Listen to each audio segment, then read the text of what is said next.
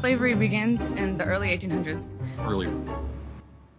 No, Slavery? 1816 is the beginning of slavery. 1619. In today's episode, we're challenging the narratives that are reshaping our society. Join us as we expose the complexities of identity politics and foster open conversations in the battle against wokeness. There's 10 billion people on Earth, and Elon Musk has $200 billion. Can't he just give each person $1 billion? And here's the twist. He will still have $190 billion left over. Isn't that concerning? If there are 10 billion people on Earth and Elon Musk has $200 billion, why not just give everyone $1 billion each? And the twist, he'd still have $190 billion left over. Sounds concerning until you do the math. Over the past year or so, since purchasing X, you've become more political. Is there a part of you that regrets that? Have I? In this battle to sort of counterweigh the woke that comes from Yeah, I guess San if you Francisco. consider fighting the woke mind virus, which I consider to be a civilizational threat, to be political, then yes. Elon describes the woke mind virus as a danger to our society. Do I think he's onto something? Chromosomes, there's cells, there's the fact of you teleporting, and once photon teleportation does happen, it's how much of you actually is you and how much of whatever is going on isn't you. It's very complicated to even say if we're alive. Absolutely. So once we start teleporting, the big question will be, how much of you is still you? Or are you just a cosmic remix of particles?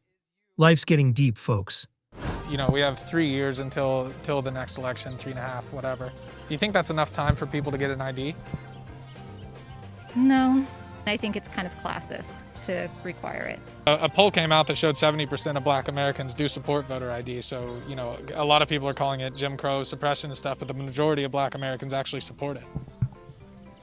Okay, I don't. Wokies now say asking for an ID to vote is oppression. Who knew carrying the same ID you need for everything else was such a burden? Say, if you want that, why don't you move to a country that's like that? You probably get that a lot.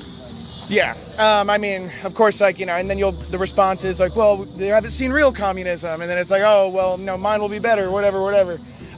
You know, the truth is there is no country like that. I don't know if I had said this with y'all yesterday, like the closest example, and still, this is not it, but if you want to talk about it, is the way Cuba's economy works. Not the way their government works, but the way their economy works. You know, they've got the greatest medicine in the world. They have a lung cancer vaccine, and they've cured mother-to-child HIV transmission, and that's with a planned economy and not a workers' government. So, yeah, there is no country to move to. We got to fight the enemy at home. A wokie communist hypes up Cuba's economy as their perfect utopia. Spoiler, it's far from it. It's come to mean a lot of things.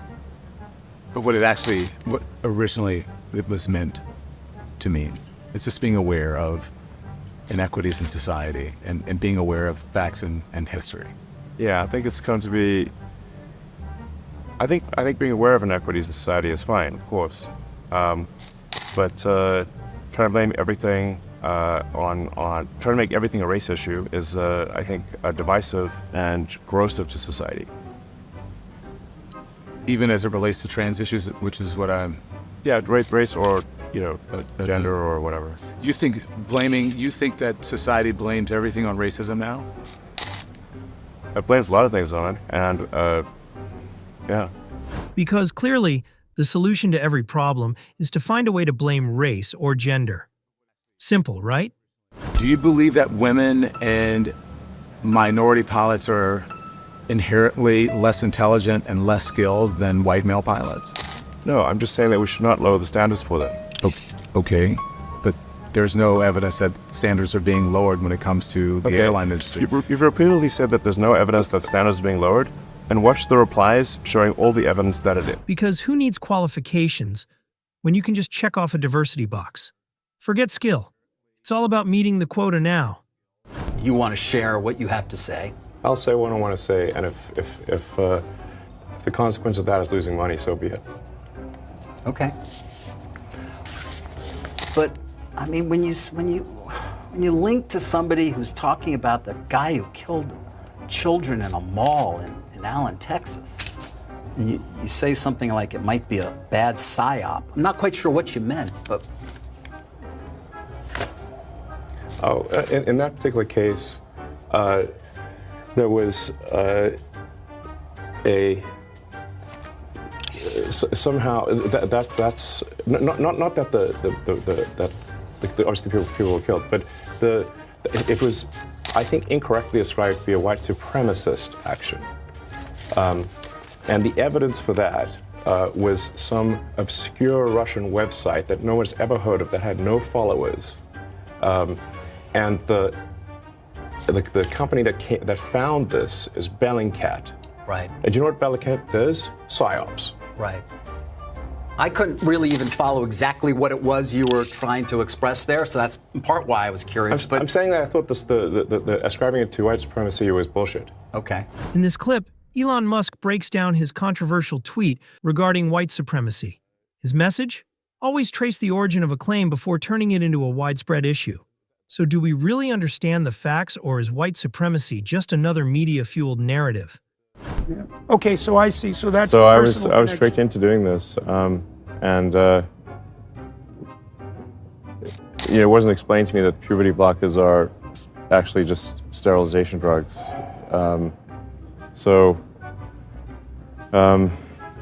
Anyway, and so I lost my son essentially. They call it dead naming for a reason. Yeah, All right, so the reason it's called dead naming is because your son is dead. So my son Xavier is dead, killed by the woke mind virus. I'm sorry to hear that. Yeah. I can't imagine what that would be like. Yeah. So. Yeah, and there's lots of people in that situation now. Right. It's not pretty, and lots of demolished kids. Yes. Yeah, well, that's a good reason to be the final straw. All right, so let's. So I vowed to destroy the woke mind virus after that. I'd be furious too if I was pushed into something that took my child away. Hormones are part of growing up, and kids need time to figure themselves out without life-altering decisions being made based on a fleeting feeling. So the Taliban believes it's okay to rape 8-year-old boys. Are they wrong? To me, yes, they are wrong, but to themselves, they think it's right. Are they objectively wrong? To me, they're wrong. To them, they're right. When somebody goes and rapes a woman here on campus, are they wrong? Yes. Why? Because that is something you should not do. If you didn't do a should statement with the Taliban with little boys, what are you comparing should to? Myself. So it's your morality that triumphs over any objective laws. It's my world. What I think is good is what I think is good. And that's one of the most narcissistic things. Yes, it is. I'm a narcissist. So you say there is an objective good and an objective Of course there is. None of this matters if we don't first acknowledge something outside of ourselves. I rely on the community around me. If you rely on the community, then in Nazi Germany, you'd be running trains to the concentration camps, right? That's what people were doing. That was wrong. It was. Okay. The question is, what's going to prevent us from doing that again? Standards is something impossible to reach. Is it impossible, or is it necessary to set for us to strive as close as possible to? I mean, honestly, yeah, it's a good idea. Interesting logic. So by that standard, if psychopaths believe they're right, does that make them right? Scary thought? Maybe objective morality isn't such a bad idea after all. Yeah. Okay, so I see. So that's. So I was tricked into doing this, and it wasn't explained to me that puberty blockers are actually just sterilization drugs.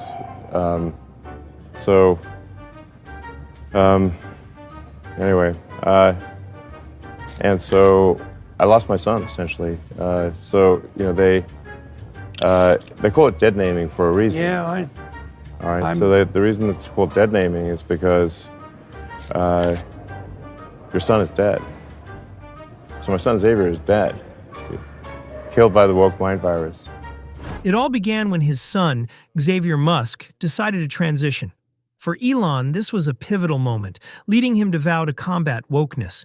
He saw dead naming not just as a cultural term, but as a profound loss, believing his son's essence had been overtaken by what he called the woke mind virus. Thanks for watching Woke Watch. If you enjoyed the discussion, please like and subscribe to stay updated. Join the conversation in the comments below as we continue to explore the narratives shaping our world.